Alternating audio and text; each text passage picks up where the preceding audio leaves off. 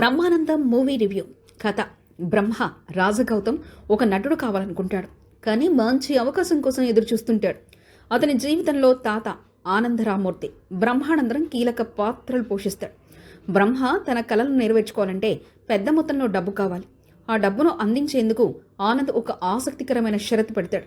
కథ ఈ షరతు చుట్టూ తిరుగుతుంది.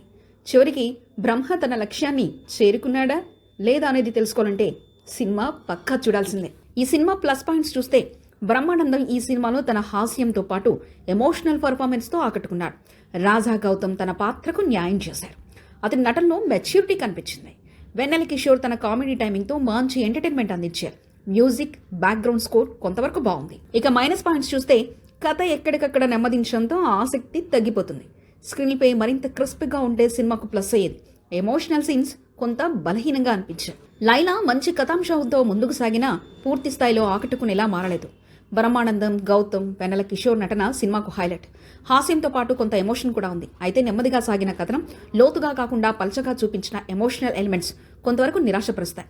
తక్కువ అంచనాలతో చూడగలిగితే ఓకే అనిపించేలా ఉంటుంది సినిమా.